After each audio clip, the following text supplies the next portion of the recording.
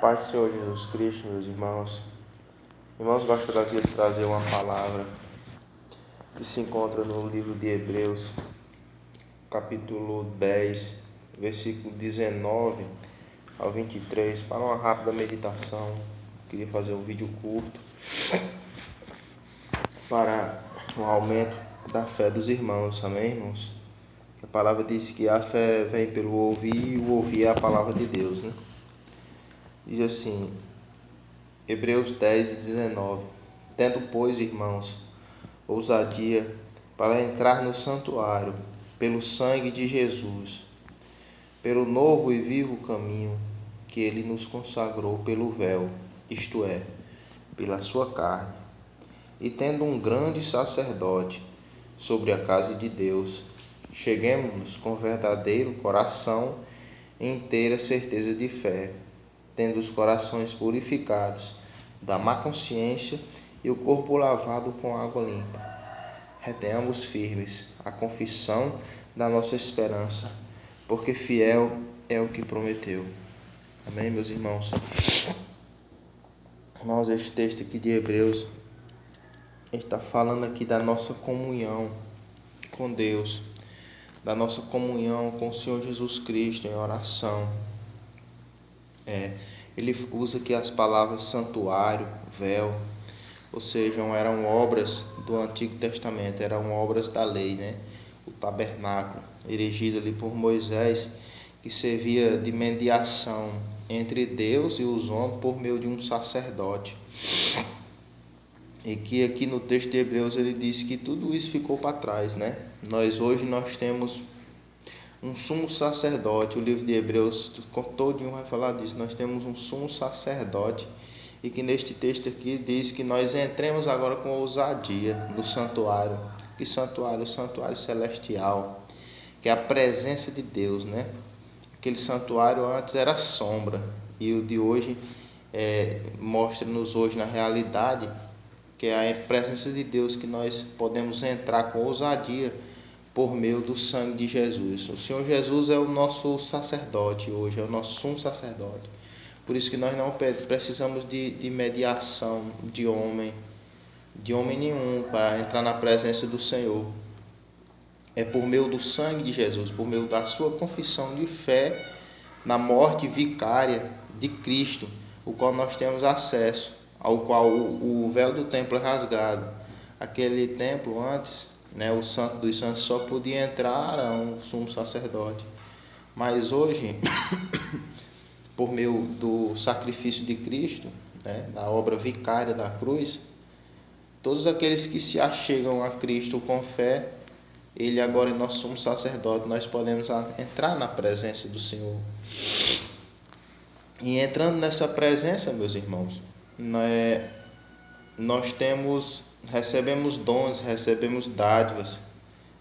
Se for lá em Mateus 7, então o versículo diz assim, e pedi e dá-se-vos-á, buscai e achareis, batei e as portas serão abertas. Porque todo aquele que pede, recebe.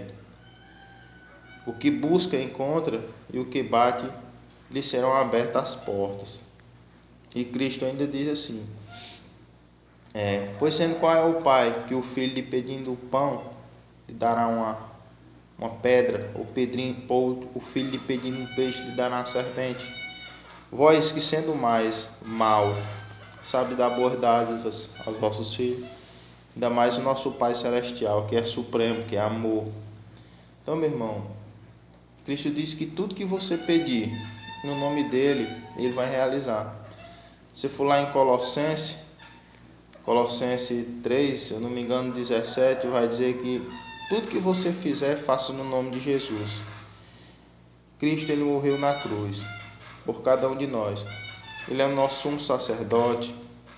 Ele é o único mediador entre Deus e o homem. Lá em Tiago vai falar disso. Lá em João vai dizer que nós temos um advogado perante o Pai para interceder por nós. Esse advogado também é Cristo, meu irmão. Lá em Atos, capítulo 4, verso 12, vai dizer, porque em nenhum outro nome há salvação, porque também debaixo do céu nenhum outro nome há dado entre os homens, pelo qual importa que sejamos salvos. Tudo que pedir, peça no nome de Jesus, meu irmão. E nada lhe será impossível. A igreja, ela tem poder aqui na terra, meu irmão. Quem é a igreja? Quando eu digo igreja, não é a igreja que a Bíblia ensina ser igreja. Não o que fizeram hoje da igreja.